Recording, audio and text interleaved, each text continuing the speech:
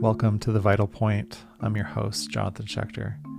If you're interested in different methods and ways to transform your life, like plant medicines and psychedelics, breath work, meditation, somatic practices, cold exposure, and so many more that we've talked about on this show, then my friends, you are in the right place.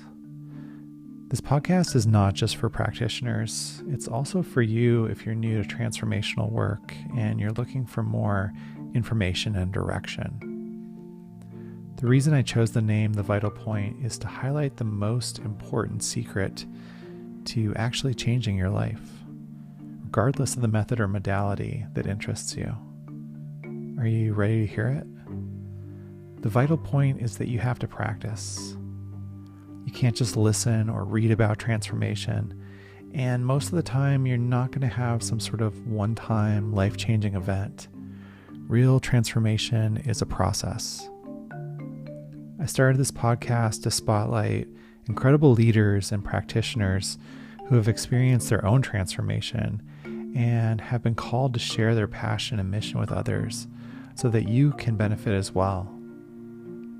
If you're new to this type of work, welcome. I'm your host, Jonathan Schechter. I'm an integration and transformation coach, breathwork facilitator, been meditating for 19 years, and recently began teaching mindfulness. Breathwork and a lot of the other modalities and resources I talk about on this show are tools that I discovered when I was at my lowest, going through my own transformational journey. I know how much change they can actually bring because I've experienced it myself. I've experienced the transformation that comes from working, practicing, and integrating these experiences, these practices. My intention is not only to entertain, but that something that you hear on this podcast sparks the fire of your own change. When you do feel called to learn more, please send me or the guests a message. We are all here to grow together and support each other. And I hope you enjoyed today's episode of the show.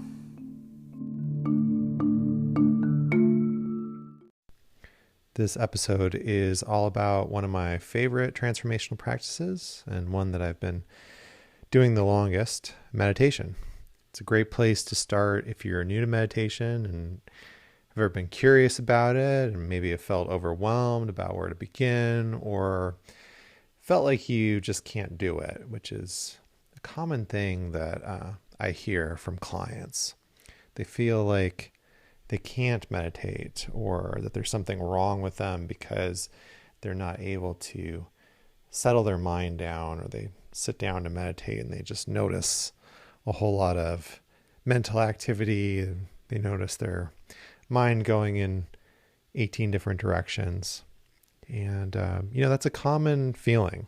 And it's definitely not a reason that you should prevent yourself from trying meditation. So my guest on this episode is Jimmy Wightman. He's known as That Meditation Guy on Instagram.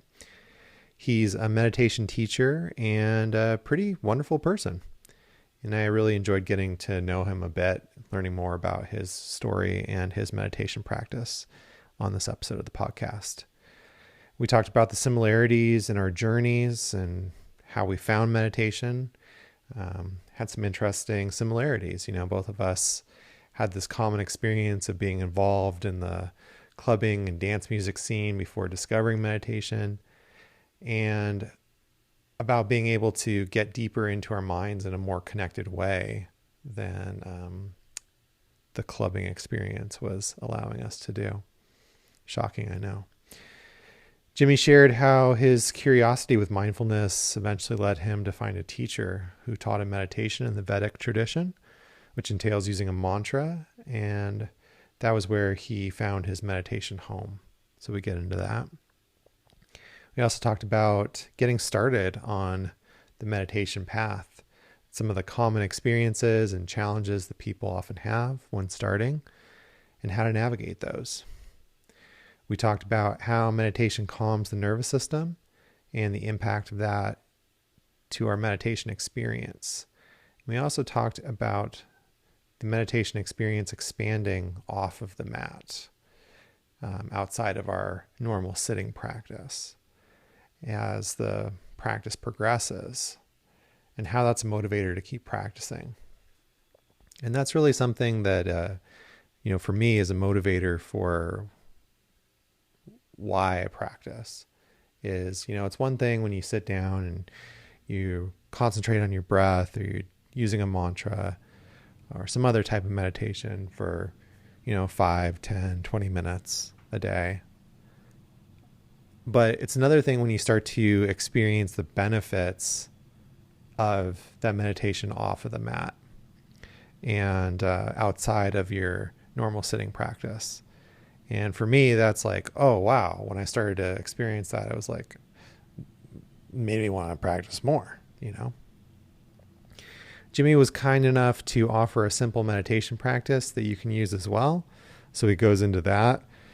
It's around minute 43 or 44, somewhere in there.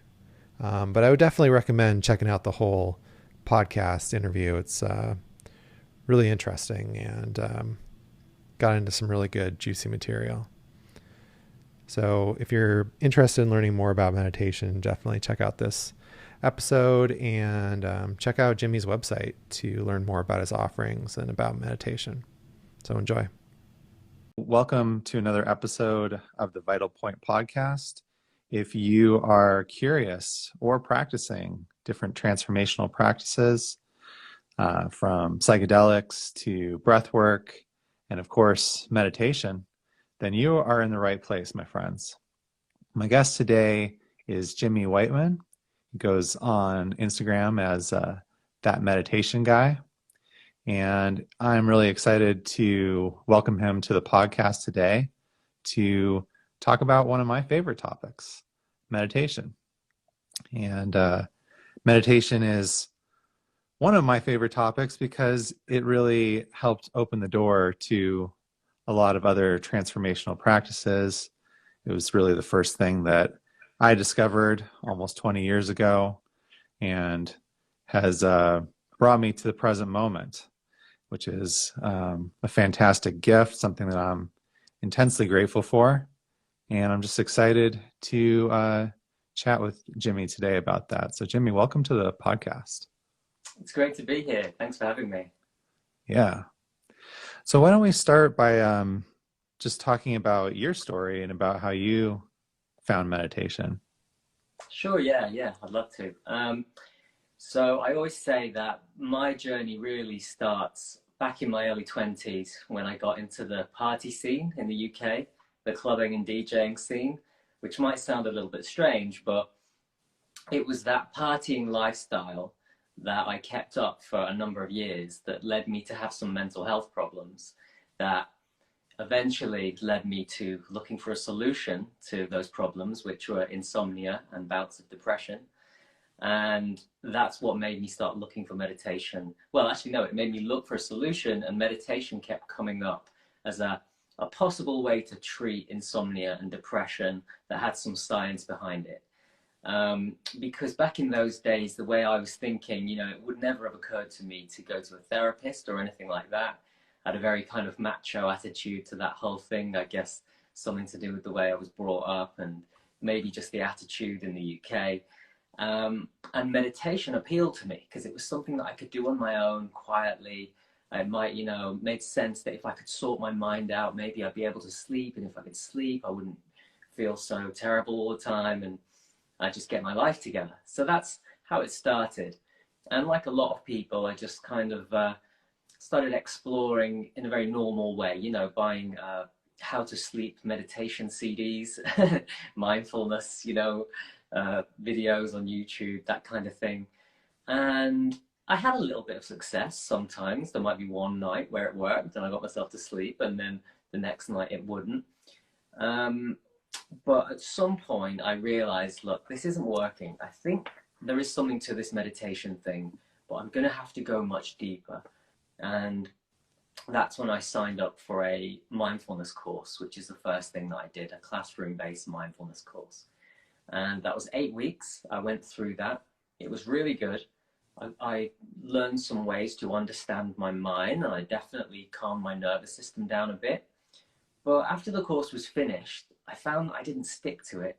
And also, I found that my insomnia problem event slowly sort of came back, and I started picked up the drinking again because I used to drink very heavily, and I cut that out while I was doing the course. But slowly but surely that came back, and I fell into my old ways, and so I went looking for what else was out there meditation wise, and I came across something on the internet that said this woman locally to me was teaching something called Vedic meditation.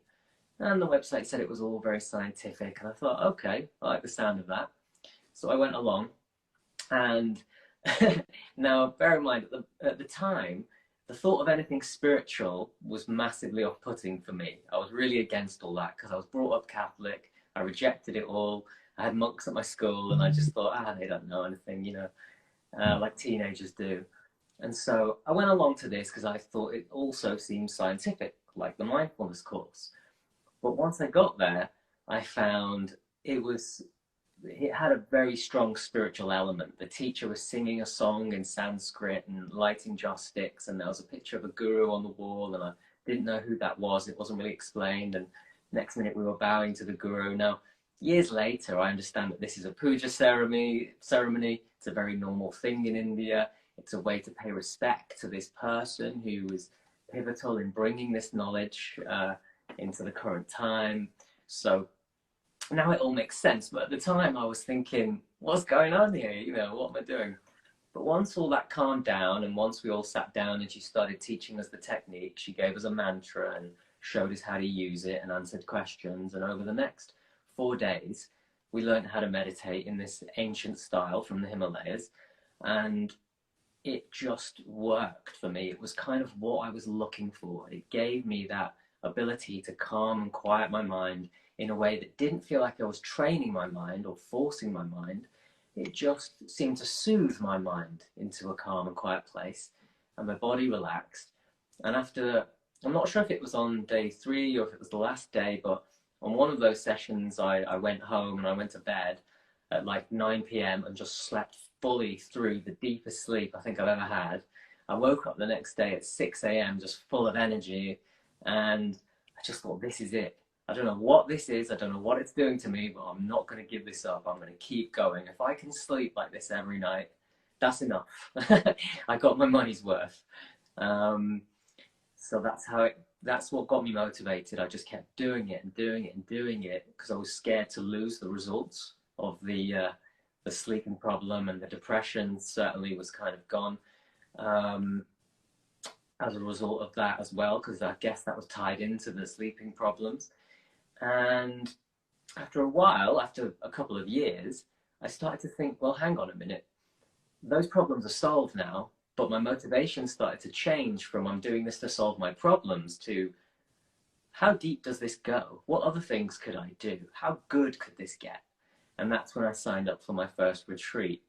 And that on that retreat was when I learned a lot more information about where this comes from in India and the historical and spiritual background. And it got very interesting to me then. And so slowly but surely, I started to move away from thinking the spiritual stuff was all nonsense to thinking, I think there's something here, because the way I was brought up in the religious sort of Catholic way, I was always told you're supposed to have faith. You believe this because we're telling you to believe it. And I thought, hang on, these people in the East have a different view. They say, this is how it is, but here's a practice, go and find out for yourself. And I thought, I like that. So slowly but surely, I started reading these old texts, the Yoga Sutras of Patanjali and the Bhagavad Gita, and I started to see, okay, right, there's a common thread here. They're working with the mind and consciousness, and some of these ancient ideas actually seem to have some correlates in modern science, and that really got me interested. And so that's a short version of what how it all came about. I love that. I can relate to your story in so many different ways. I mean, even from some mundane details, like before I found meditation and Buddhism, I was trying to break into the LA rave scene as a DJ. I was living with a pretty popular local DJ that was playing out, usually 5 or 6 times a week, and going out with him to every show. And so yeah, when I when I found meditation, I had a similar experience of reading in this book. I was raised Jewish, but similar in terms of like I was turned off by the approach that for religion and the way that I was brought up. And what appealed to me was that here was this man, a couple thousand years ago, that said, don't believe anything that I'm saying because of who I am. Go and try it for yourself. And if it works for you, great. Like you'll want to do more of it because of how it works. And that completely appealed to me. And so I started practicing, and lo and behold, it started working. And so that made me more interested, and it made me want to learn more and explore more and actually continue to meditate more. And so yeah, I can really relate to a lot of different aspects of your story there, and I appreciate that. Excellent. Oh, that's so interesting that we both came from that kind of wild partying lifestyle. Yeah. Yeah, for me it was like there was a point where I was doing both at the same time, and I felt like my meditation practice was taking over that other lifestyle. It was really showing me, it was letting me sit with the dissatisfaction that I had about everything, in that scene, and the way that I had to behave, the person that I feel like, I always felt like I had to put on this mask. I couldn't really be myself. I certainly wasn't being like a very good person, especially to, women that I was trying to pick up on, and things like that. You had to have this persona to, so that they wouldn't walk all over you. And as I began to meditate, I was like, wow, like I really don't like doing this. I hate this person that I have to become to be in this role, and this mask that I have to put on, and I don't want to do it anymore. So like I always think of it as like if I looked at a graph, or a chart, and meditation started on the bottom of one end and started going up, and then like the raving lifestyle started at the top of that end and was going down, and somewhere in the middle, because of meditation, they met. And then once they met in that spot, it was like, okay, no, I'm not going to do that anymore. I much rather prefer these things that I'm doing now, and it's making me feel better. I'm learning things about myself. I feel more calm. And then also, relating to that first experience with a teacher, as I practiced Zen meditation for a while, and then somehow I was going to a Zen center that had some monks and nuns that were living, in the center.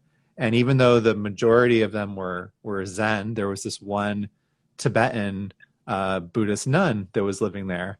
And for whatever reason, I started taking some classes with her. She had like a weekly meditation group. And I loved it because sometimes I would be the only one there, and I would really get to ask her questions. And that sparked my interest to explore the Tibetan traditions. But I remember being in that first teaching, with a lama, with a realized, master, and just feeling like, what the heck did I get myself into? Like, everything was strange. I was used to Zen meditation and sort of the austerity and the straightforwardness of that. And here there was all these colors and all these deities and all this ritual that I just had no idea about. And luckily there was somebody sitting next to me.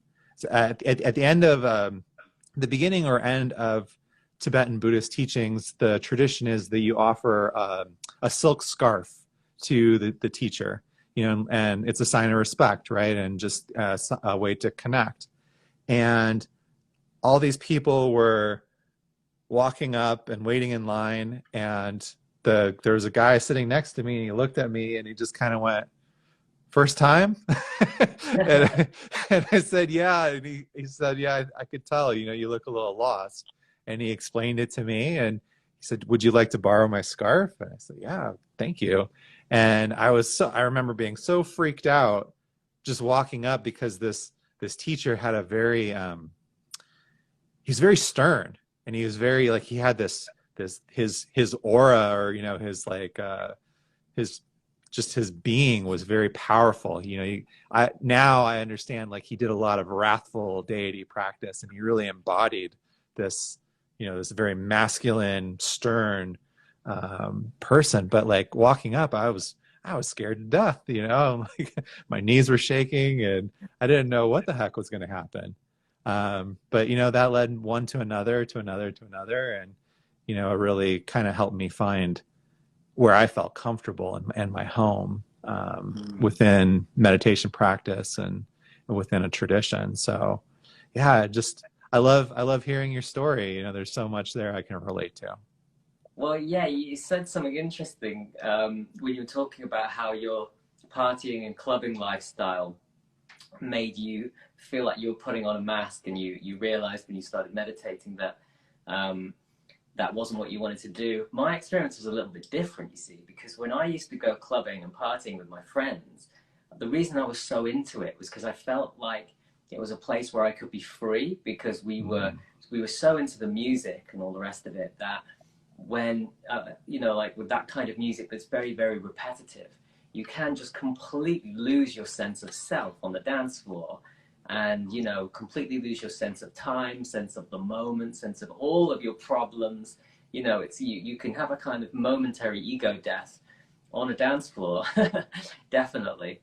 And I never thought of it in those terms at the time. I just thought, oh, I'm having a great time. We go there to have a good time. And then when I learned this kind of meditation, I realized, oh, actually, I was having transcendent experiences before on the dance floor. Unfortunately, I was just paying quite a heavy price for them the next few days while the partying and the after parties all wore off. Whereas I can have transcendent experiences just self-generated, sitting at home with my eyes closed. And at first, that really appealed to me, because I was, like a lot of people, I got kind of attached to the getting high aspect of meditation that you can have, especially early on. And then over time, that starts to wear off a little bit, and you realize, oh, okay, there's more to this than just clearing out the stress and giving yourself a little mini high. And but yeah, I did notice that there's something about the repetitive nature of that techno music that I was into and still kind of like, and how you use a mantra, or in your tradition, there's probably a lot of chanting, and that it facilitates a similar thing. Even in like African tribes and things, they do drumming and things like that. Again, it's to take your thinking mind out of the picture and to have a experience beyond the thinking mind. And I find that so fascinating that in cultures all over the world, we find ways to get out of the thinking mind. Yeah. So yeah, so you're saying that you really connected to that aspect of the clubbing experience. You really liked that sort of being really like in a state of oneness. You were really in the present moment. You were really connected to what's happening. You were able to like just be there in the present. And that was one of the things that appealed to you about that clubbing. However, what you're realizing afterwards is like it sort of wore off, and the side effects, let's say, of putting yourself into that state were not desirable. And meditation was this way of like a much more wholesome way of like, oh, I can feel this way without being on a dance floor or taking some sort of substance to assist me to getting to that state. Exactly right. Yeah. Yeah.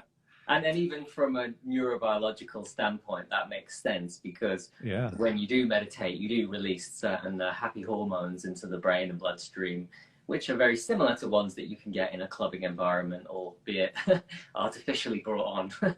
Right. Yeah. So you said something a minute ago that I think I'd like to pull the thread on a little bit because it's something that I hear a lot, and I'm sure you as well, with students and people that you're working with.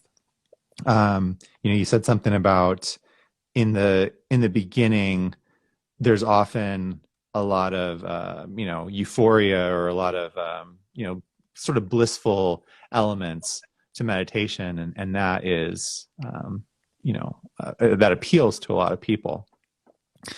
Um, so how do you teach that that's not everything that meditation is, or like when people kind of come to you and they're having a hard time, like I think that's sort of the flip side of it, right? Is, well, my mind is too busy, or, I sat down and all this stuff started happening and I started having this challenge, like I feel like I can't do this. What's your approach to teaching there in terms of how you communicate? So it usually works quite nicely because when I teach, I normally teach groups of about between 15 and 20. So um, you get a broad range of experience within a group that big normally. So you'll get some people who are really blissed out, who just say, oh, it just works so well. I just close my eyes and I don't have any thoughts for 20 minutes. And it's just delicious nothing. And I come out and I feel amazing, you know. And then you get a couple of other people who say, it was really difficult because I went into the meditation and I did exactly what you said, but then I started having these old memories from childhood coming up and these difficult emotions and things like that. And so it's really nice because everybody gets to see the full spectrum when you've got a big group like that and you're asking questions. Now, the ones who struggle mainly need to be um, just shown that what's coming up, the fact that they're re-experiencing some difficult emotions, some unconscious material is coming to the surface, that's actually a good thing. It's not good in your subjective experience, you're not having a blissful meditation, but what's happening is your body is calming down so much, it's relaxing so much that it feels safe enough to say, oh, okay, let's deal with some stuff that I've been suppressing and holding on to. And so some old emotions that have been held in the body, which weren't properly, fully, clearly experienced when they originally happened, based on whatever the event was, those old emotions and old thoughts and feelings may start to come up to the surface and you'll re-experience them. And so people are meditating and suddenly for no reason some tears start coming or some worries or some fears. And they just have to recognize that this is all part of the cleansing process. It's absolutely fine. It's completely normal. And it's just better out than in, essentially. And so when I teach people, I get them to do 20 minutes twice a day. We don't make it too extreme, so they're not like purging stress too much, so they can still deal with the kids and the jobs and their lives. Um, and that's okay for most people. There are some people that purge too hard too soon because maybe they have no meditation experience, they've never even done yoga, they've never had therapy. Suddenly you put them in this state and it's too much. Those people, I can usually deal with it by maybe giving them some mindfulness practice at the beginning, just to get them into a space where they can actually just sit there and be still. And once they've mastered that, we can get them on the mantra and keep the mantra session short. So maybe for them, just 10 minutes a day until they're comfortable with that, and then we can move it up. So there's always a way to work with it, there's always a way around it. But mostly, it's about telling people or explaining to people and letting them see that just because they think it's supposed to be quiet and blissful and all the rest of it, just because that's ideal doesn't mean that's how it will always be. But however it is completely fine for you in the moment because that's what the mind-body system needs. Regardless of what you want, that's what the mind-body system wants to do in that moment. So we just have to go with it. Surrender, surrender, surrender. Let it happen, and it will all just work itself out. That's the way it's seen in this style of meditation. So it's not a style of meditation where we're training the mind quite. It's more like finding a way to give the mind the space it needs to calm down naturally, which will trigger the body into the same relaxation, which will trigger this whole process of moving stress out of the system. unprocessed emotions get processed. Yeah, I love that, and I can really relate. That's similar to, what I talk about, especially within breath work. It's just that framing of this is a wonderful opportunity that your body feels safe enough to let go of the stuff that it's holding on to. Even if it is uncomfortable, even if it's not what you expected, it's important just to be able to sit with it and let it go, because the things that we hold on to and we're not willing to let go of will continue to come up and will continue to manifest in these different ways until we're actually able to let them go. So yeah, I love that. And then the other thing, yeah, it's interesting. When you were talking, I was thinking of there's a Theravada Buddhist teacher named Bhante G, and Mm. he has these wonderful like beginner mindfulness books, and one of his quotes that I really love, and I'll butcher it, so I'm just gonna sort of paraphrase, but he basically says, when you sit down and you start to meditate, you realize like how absolutely crazy your mind is, and how out of control, how scary it actually is in there. But don't worry about it. It's always been like that. You're just noticing it for the first time. and everybody's mind is like that. It's just the matter of paying attention to it that is giving you this experience. And, so just be gentle with yourself, be patient, and, take it a breath at a time. Yeah, yeah, I know that quote. Yeah, I think that's in mindfulness from mindfulness in plain English. Yeah, it's a great quote. Yeah. Yeah. No, it's a good point actually, because then when I learned the Vedic meditation with the mantra, which is what I now teach, it did actually put me into a place where I could now go back and try mindfulness again, and the experience was completely different because I'd calmed my nervous system down and got myself into a place where mindfulness was no longer a struggle. It's a complete joy for me now. So I struggled with mindfulness initially because I just couldn't quite get my nervous system into a place where I could sit and I could get any pleasure out of it. So it always felt like a bit of a struggle, but now it's the complete opposite. It's I could just sit for hours if I had the time every single day. So yeah, I love how these styles of meditation complement each other, and I find it hilarious when I'm on Instagram and people make comments or start arguments about which one is the best. It makes no sense to me. Right, right. All I different was ways of getting to the same place. exactly, yes. Different paths to the same peak. Um, yeah, I I was watching a video that I had done a couple of years ago when I was first starting to get on Instagram, and I was talking about meditation. And the part of it that stuck out to me was, I was talking about how people say to me like, "Oh, I don't have time to meditate," or I just can't quiet my mind. I can't do these things. And I said, Does anybody ever say, well, I can't exercise because I can't deadlift 400 pounds right now?" Or, I can't do math because I don't know how to do calculus. It's all a process, and it's all you learn incrementally, and you start where you are and then build from that. Even the guys in the gym that are, lifting 400 pounds, they didn't start that way. They didn't walk in that way the first day.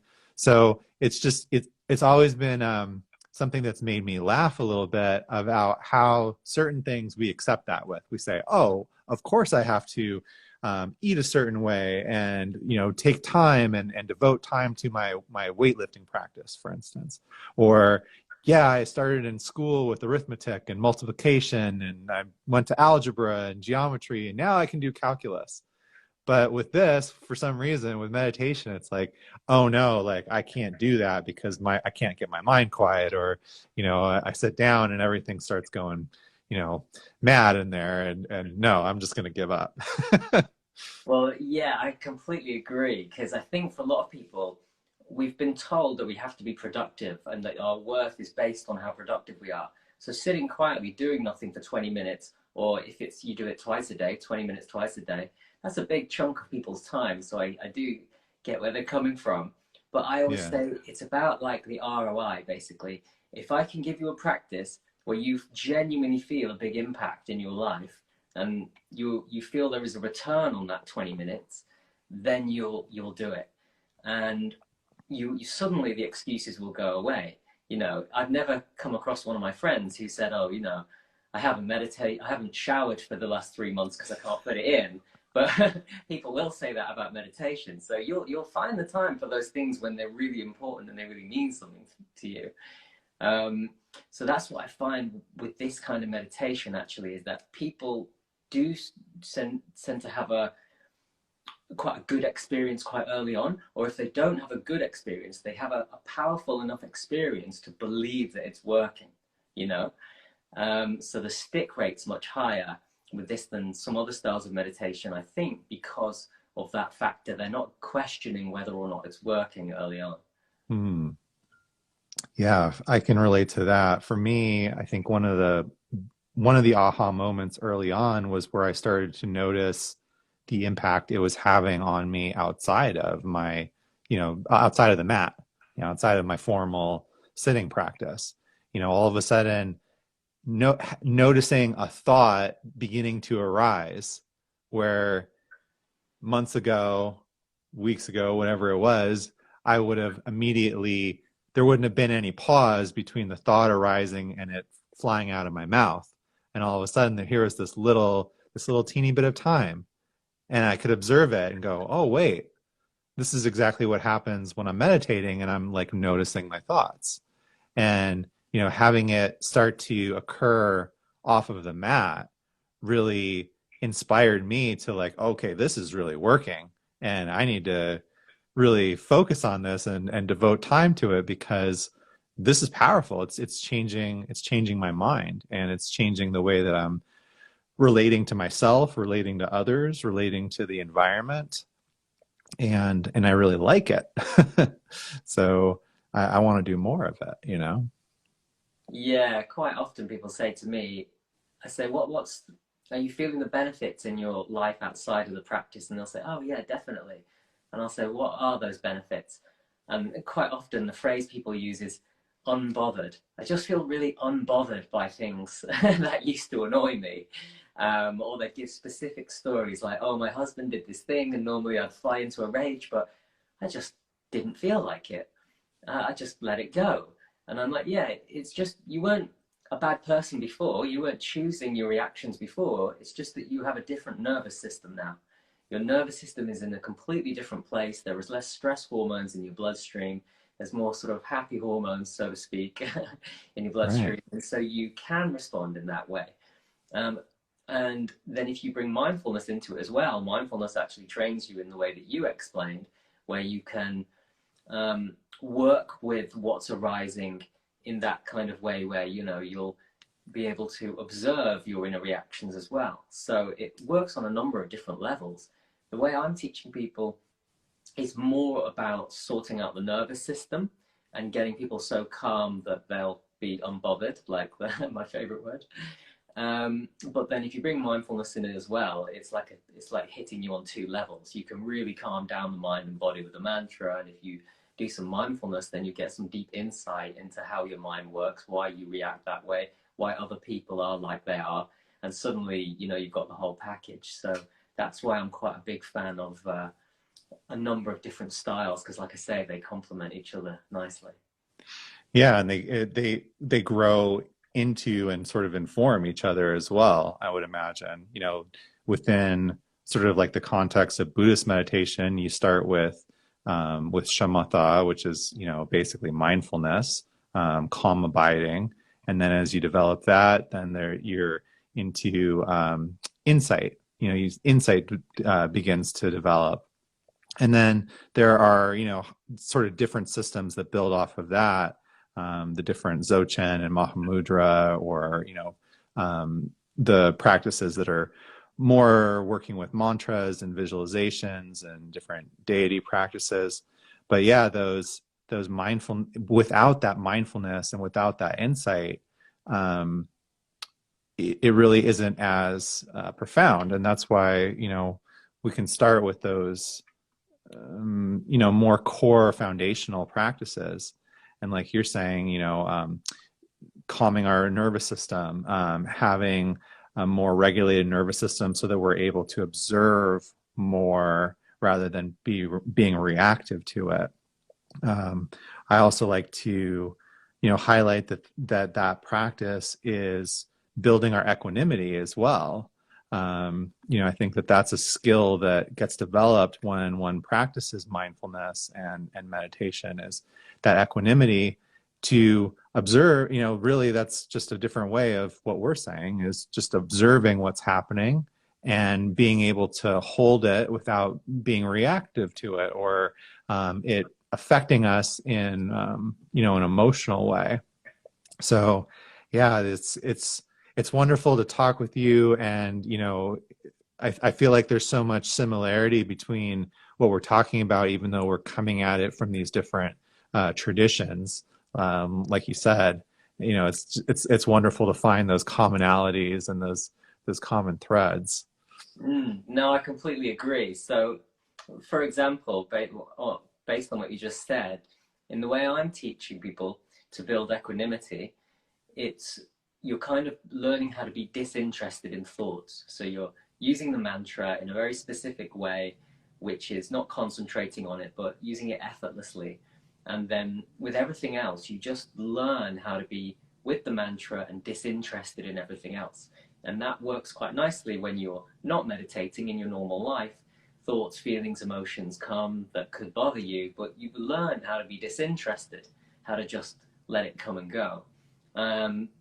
And in mindfulness, you build equanimity in a slightly different way. I mean, you can do it that way, but also I like in mindfulness practice, you can build equanimity by having a clear experience of what's coming and going without getting dragged into what it means. So you can recognize things for what they are, thoughts, feelings, and emotions, without getting carried into the various stories and meanings that they carry into your mind Yeah. system.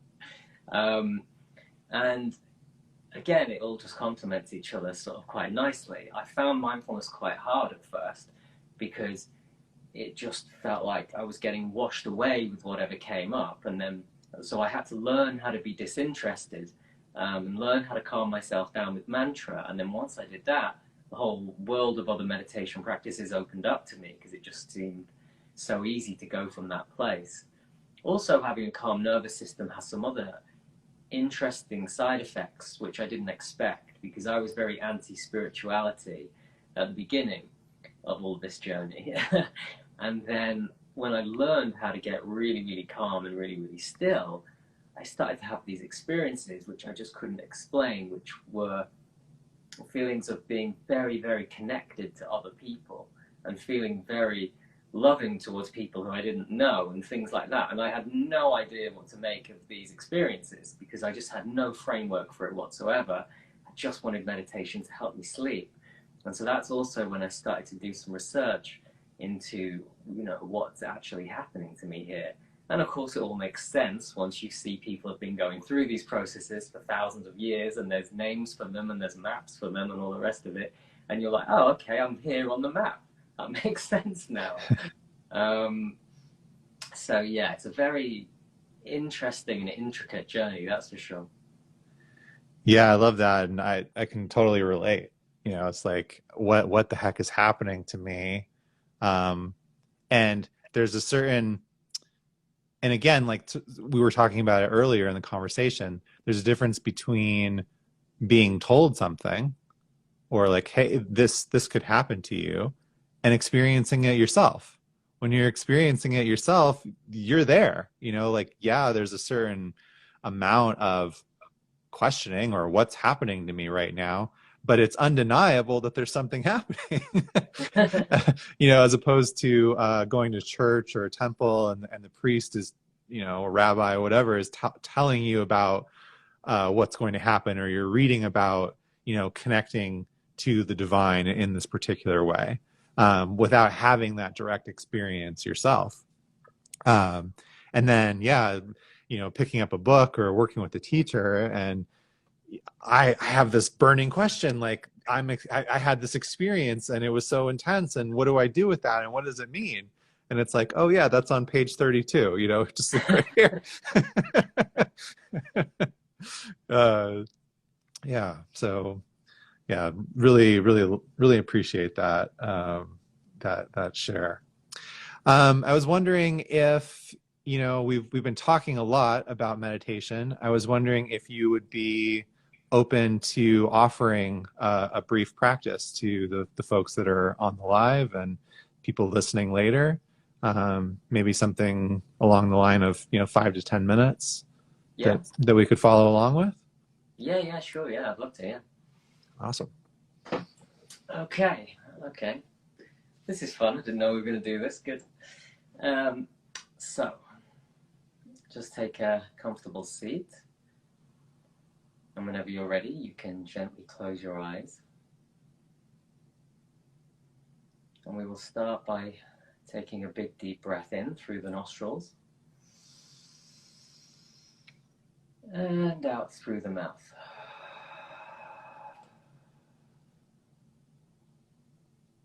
And just allow the breath to settle and breathe in a natural way. You don't breathe, the body breathes.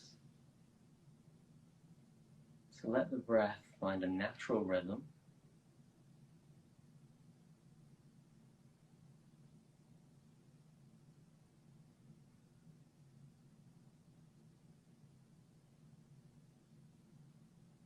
And now just become aware of what you can see.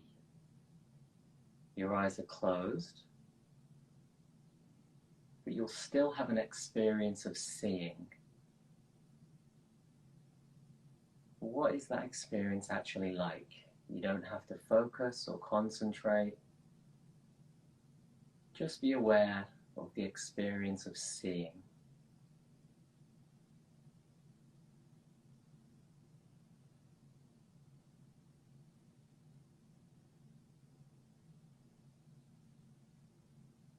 There may be colors, there may be images, there may be light coming through your eyelids. Or if there's nothing, a blank void, that's also an experience of seeing. So just allow yourself to be absorbed in whatever this is for you in this moment, the experience of seeing.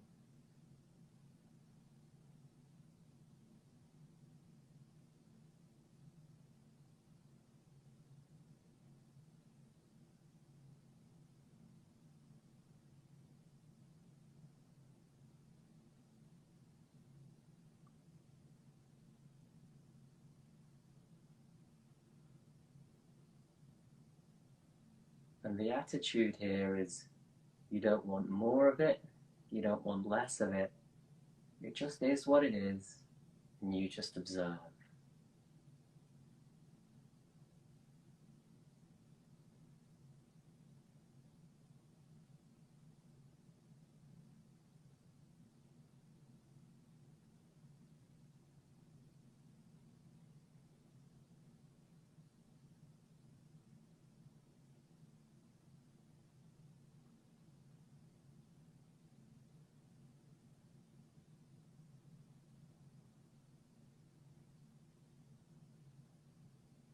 And if the mind is wandering, you can just use the label see, very gently, just to keep you on track. See.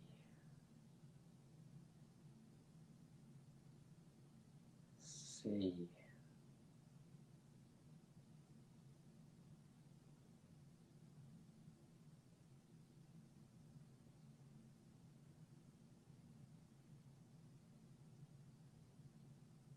This is called your mental screen. It's like there's a screen in your mind and you're watching it.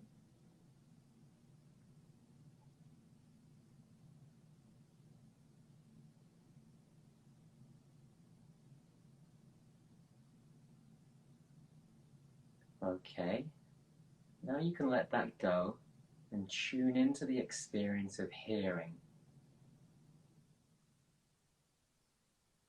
It's the same thing. You can just be aware of hearing, the experience of hearing. You don't need to focus or concentrate, just be aware of what you can hear.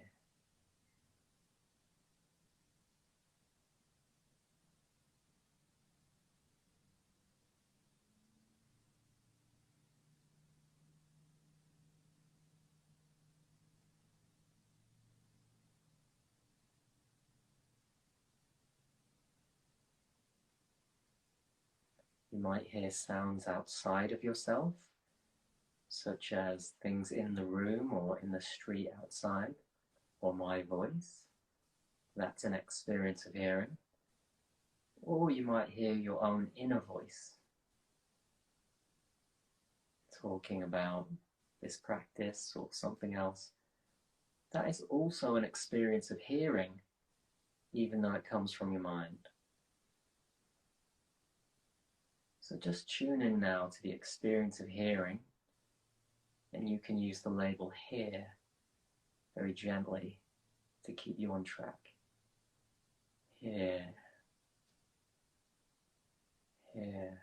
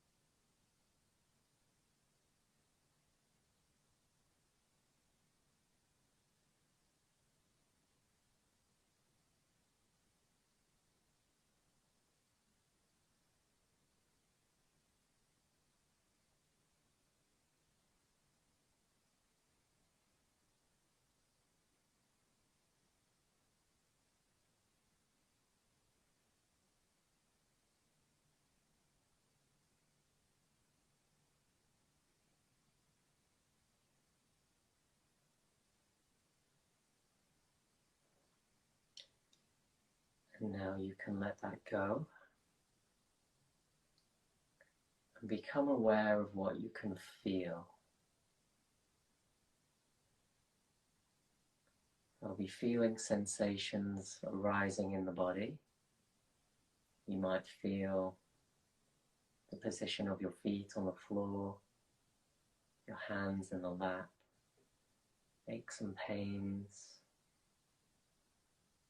All you have to do is just become aware, gently aware of what you can feel, and let your mind drift from one sensation to the next.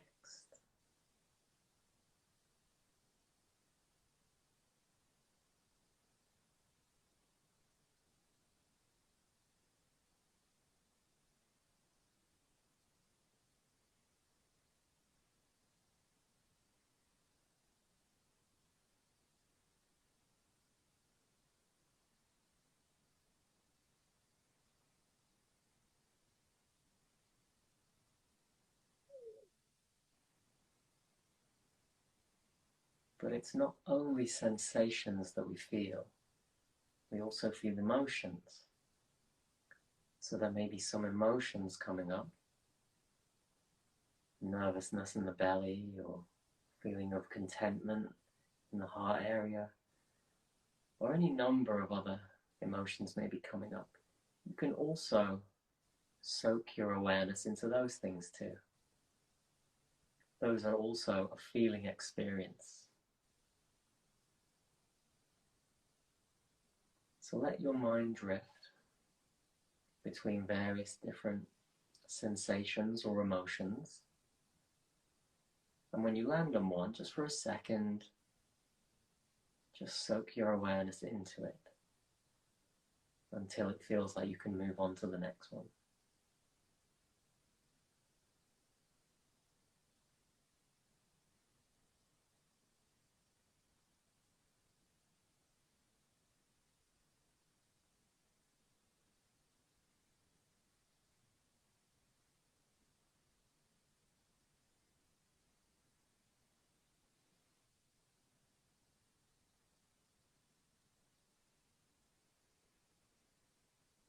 There's no rules to this. You might feel your feet 1 minute, and then the hands, then something in the lips. You can just move around and pay close attention to the natural flow of the mind as it moves between sensations and emotions.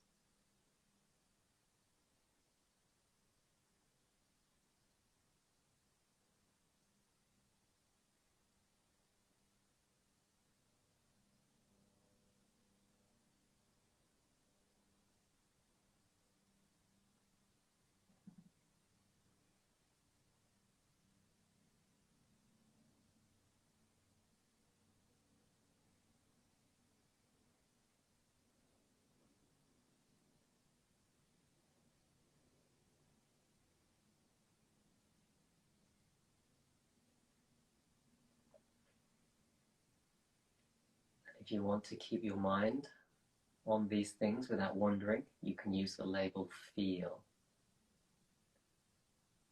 Feel.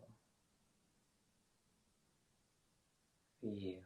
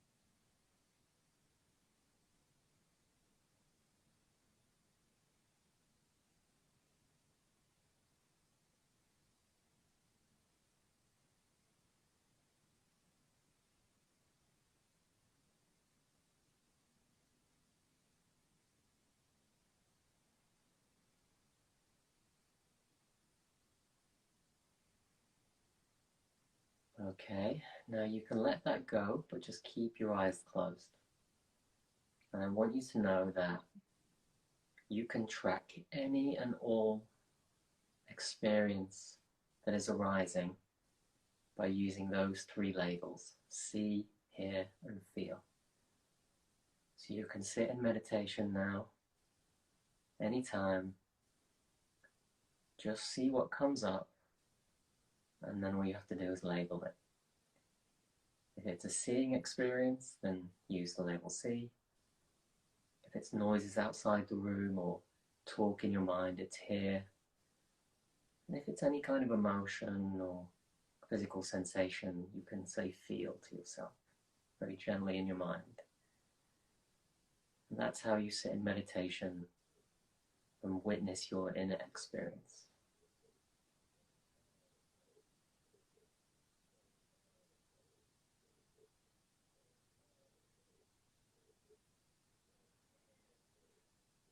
And whenever you're ready, you can gently open your eyes.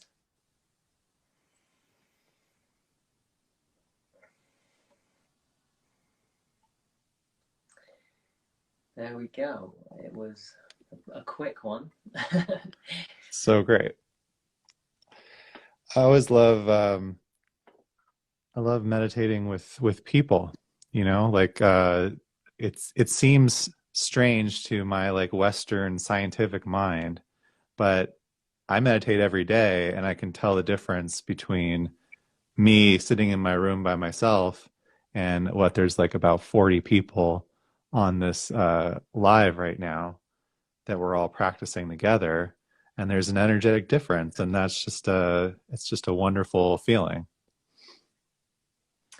Well, yeah, I don't want to get too kooky and woo-woo, but if consciousness really does exist outside of space-time, then distance wouldn't make any difference. Right. No, you can get as kooky and woo as you want, Well, if we're going to talk about what the ancient yogis of India believed, yeah.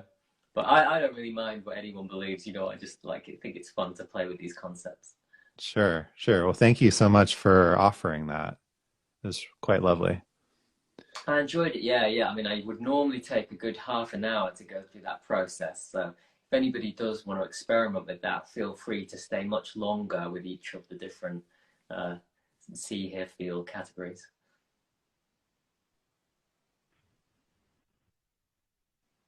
Oh, I think I've lost you on the microphone. Oh, you say Oh, something? can you hear me Oh, now? yeah, Yeah. I can hear you. Yeah. Is that a practice that you would give to like new students? Um, I only teach that sometimes. So most of the time I teach mantra, but I Right. find that particular practice is one of my personal favorites. I Okay. learned it from somebody called Shinzen Young, and and I teach it like as and when it sort of comes up or when people are interested. It's great for a one-off though, because you can teach that very quickly, whereas with mantra, I need a few days to get people Yeah. into it. That's incredible that you said that. Because literally, as we were meditating, that was one of the thoughts that came up. I was like, this is really reminding me of a Shinzen Young practice. Yeah, he's one of my heroes in the mindfulness world, so that's where I've got that from. Yeah. I can't say that I'm super familiar with him, but I kind of found him through Jeff Warren. And um, in November of last year, I had shoulder surgery, and so I was pretty much just sitting around all day, and I had a lot more time to meditate than I, normally do. And there's a meditation that he has on one of the apps that I use that really focuses on dealing with physical discomfort. And here I was healing from this shoulder surgery, and I thought, well, this is the perfect opportunity to practice that. And so, yeah, I did that particular practice, which was very similar to what you just shared and took us through, um, pretty much every day, at least once, and it was super, super helpful. Yeah, it's very powerful practice. It's really good for stressful situations as well, because when all of those things, when you're in a stressful situation, all three of those categories will possibly kick off. You might see some old memories or some angry images in your mind. You might have, you hear the angry voice, your inner critic might start speaking and kicking off, and you'll say, oh, this isn't fair. Why is this happening to me? Oh, I'm going to do this. All that starts coming. And you can suddenly recognize, oh, hang on a minute, I'm just having a hearing experience. I can Right. listen to this voice. I don't need to quiet it down, but I can witness this voice. Yeah. Similarly, feeling it along with that inner critic or that angry voice will come emotions in the body, but you can then recognize, oh, the feeling experience. So you can very quickly deconstruct the experience that's arising, and then it loses its power. So I love that particular practice. Yeah. Yeah. Thank you again for offering it. And I had one more question before I let you go, and I do appreciate this conversation. I feel like we could go for a lot longer, but I also want to be respectful of your time. In terms of teaching,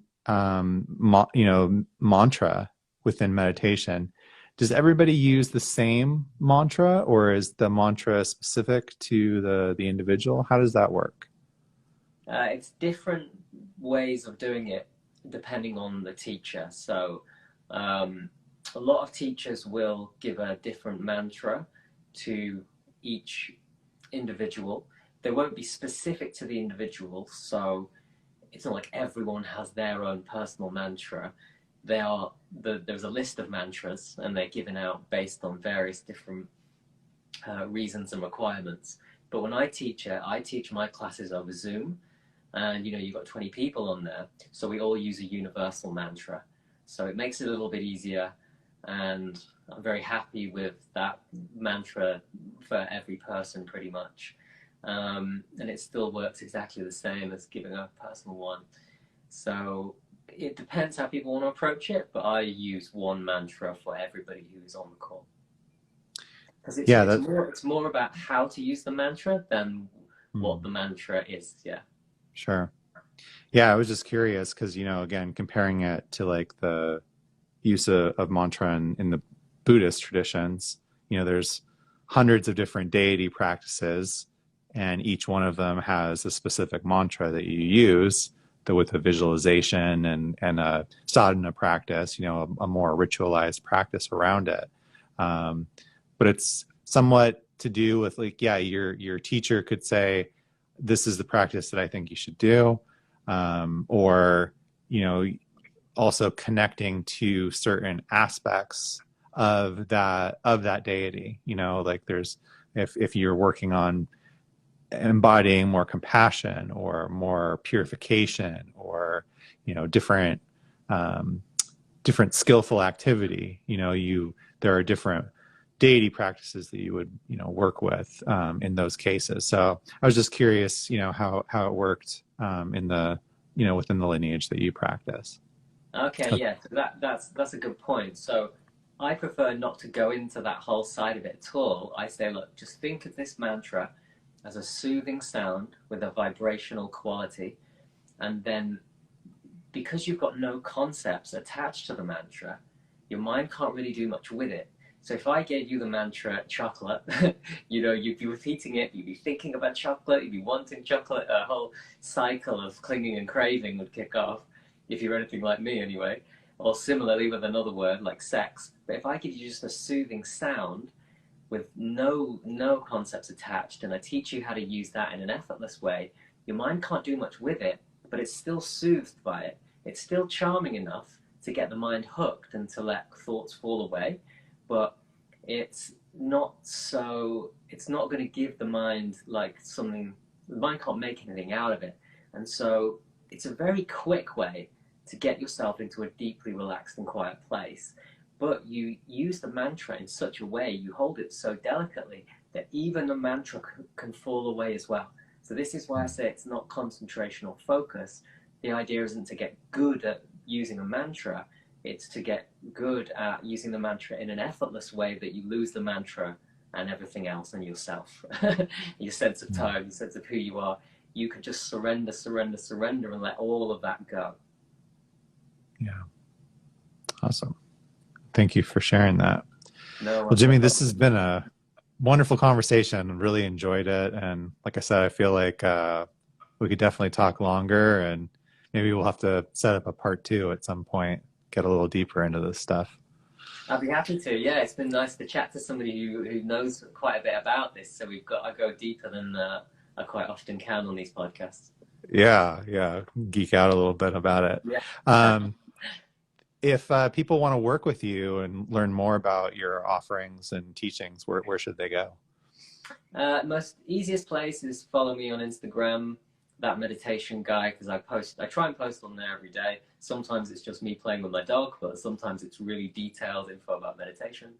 The courses that I run you can find on the website delvedeep.com, and there's a thing on there where you can click and it says join my email list.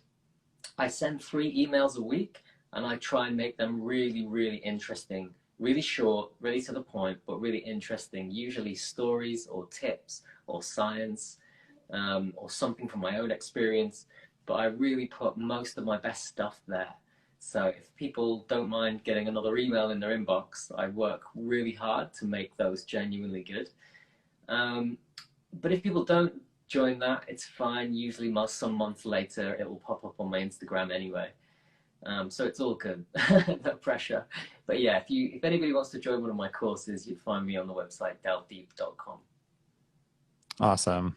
Everybody should check that out, especially if you enjoyed today's practice and want to learn more about the topics that we were discussing today. You know, there's so much to learn about meditation, and it's just such a broad topic, and don't think that you can go wrong learning from Jimmy. He's obviously very qualified and very learned, and I really appreciated the conversation with him and felt like I learned quite a lot about a different tradition that I'm not as familiar with, which is a pleasure for myself. It's been great. Yeah, I've really enjoyed chatting to you and learning about your side of it too.